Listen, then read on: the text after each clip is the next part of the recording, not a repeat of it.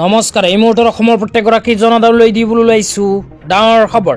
আজি হৈছে 9 মাৰ্চ। আজি অসমৰ লাখ লাখ দুখীয়াসকললৈ কেইখনমান চৰকাৰী আঁচনি লৈ দিবলৈ ওলাইছো ডাঙৰ খবৰ। তো যিসকল মানুহে ভিডিঅ'টোত ক্লিক কৰিছে অনুগ্ৰহ কৰি ভিডিঅ'টো স্কিপ নকৰি প্ৰথমৰ পৰা শেষলৈ চাই থাকিব, কিয়নো এইটো ভিডিঅ'ৰ মাজত পেঞ্চন আঁচনিৰ পৰা আৰম্ভ কৰি নিযুত মইনা আঁচনিলৈ কেইখনমান গুৰুত্বপূৰ্ণ খবৰ আপোনালোকক প্ৰদান কৰিম। অনুগ্ৰহ কৰি ভিডিঅ'টো স্কিপ নকৰি প্ৰথমৰ পৰা শেষলৈ চাই থাকিব।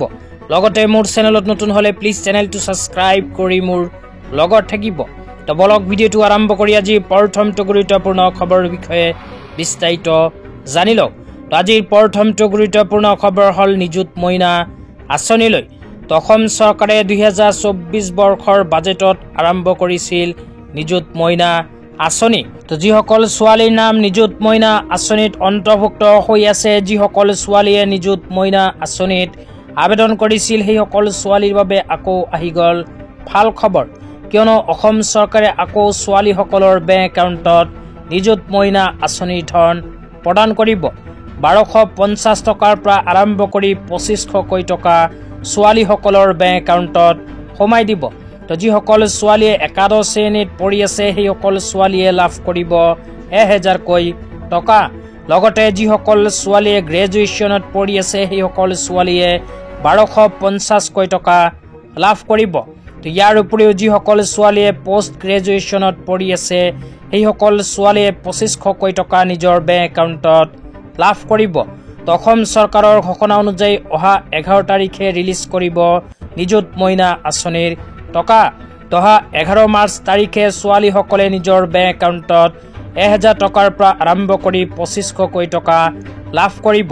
তেতিয়া আপোনালোকক দিবলৈ ওলাইছো আজিৰ দ্বিতীয়টো খুবেই গুৰুত্বপূৰ্ণ খবৰ।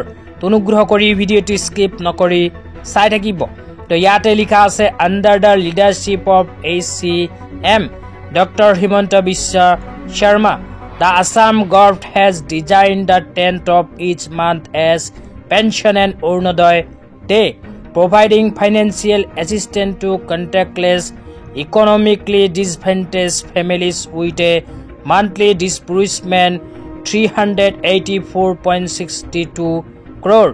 তো তাৰপিছত আৰু এখন নটিফিকেশ্যন প্ৰদান কৰিছে, তাতে কি লিখা আছে পঢ়ি তাৰপিছত বিতংভাৱে আপোনালোকক বুজাই দিম। তো ভিডিঅ'টো ইমানখিনিলৈকে চাইছে যদি অনুগ্ৰহ কৰি ভিডিঅ'টোত এটা লাইক কৰি দিব। তো তাৰপিছত আপোনালোকক এতিয়া দেখুৱাই আছোঁ এনেকুৱা আৰু এখন আপডেট প্ৰদান কৰিছে অসম চৰকাৰে।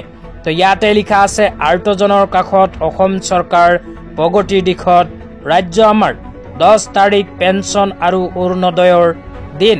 তো অসম চৰকাৰে প্ৰতি মাহৰ 10 তাৰিখটো পেঞ্চন আৰু অৰুণোদয়ৰ দিন হিচাপে ঘোষণা কৰিছে।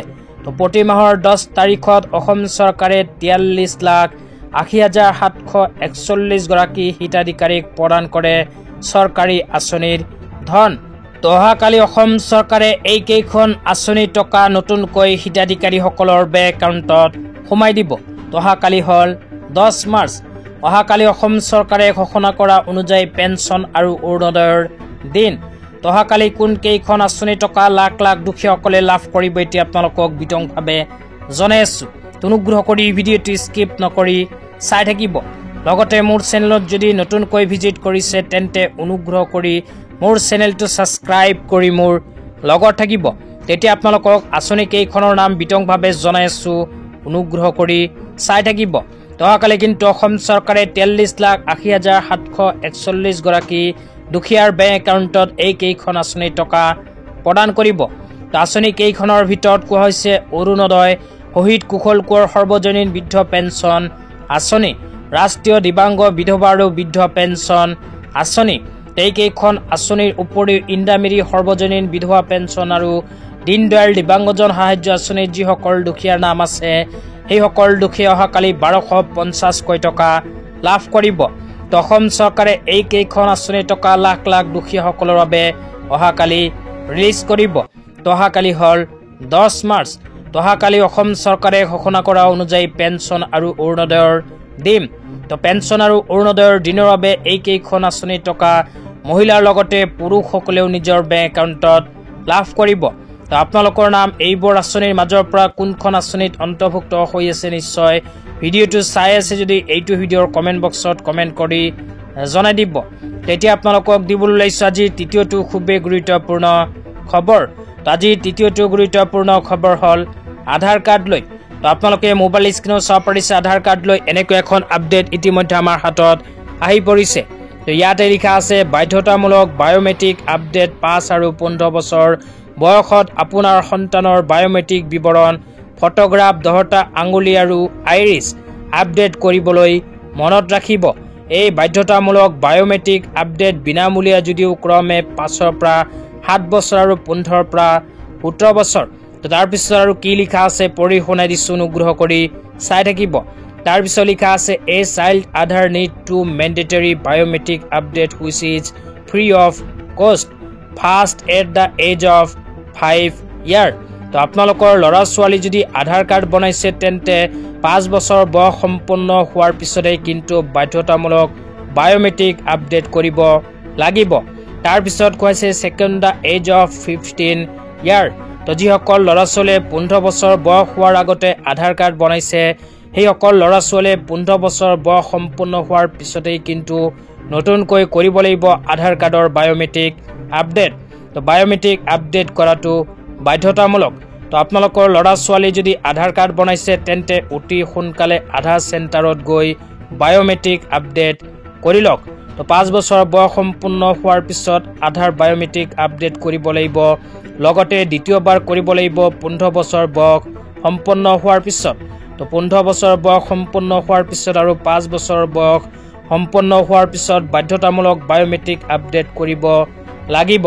তো আপোনালোকে নিজৰ নিজৰ অঞ্চলৰ আধাৰ চেণ্টাৰত গৈ কৰি ল'ব বায়োমেট্ৰিকৰ আপডেট। তেতিয়া আপোনালোকক দিবলৈ ওলাইছোঁ আজি চতুৰ্থটো খুবেই গুৰুত্বপূৰ্ণ খবৰ। অনুগ্ৰহ কৰি ভিডিঅ'টো স্কিপ নকৰি চাই থাকিব। আজি চতুৰ্থটো গুৰুত্বপূৰ্ণ খবৰ হ'ল ৰেচন কাৰ্ড লৈ। তো যিসকল মানুহৰ নাম ৰেচন কাৰ্ডত অন্তৰ্ভুক্ত হৈ আছে সেইসকল মানুহে 10 মাৰ্চ তাৰিখৰ ভিতৰত কৰিব লাগিব এইখন গুৰুত্বপূৰ্ণ কাম, অন্যথা পৰিব পাৰে বিপদত। তো ৰেচন কাৰ্ড থকাসকলে কি কৰিব লাগিব আপোনালোকক বিতংভাৱে জনাই দিছোঁ। তো আপোনালোকৰ যদি ৰেচন কাৰ্ড আছে তেন্তে 10 মাৰ্চ তাৰিখৰ পূৰ্বেই নিজৰ ৰেচন কাৰ্ডৰ সামগ্ৰীখিনি সংগ্ৰহ কৰিব লাগিব।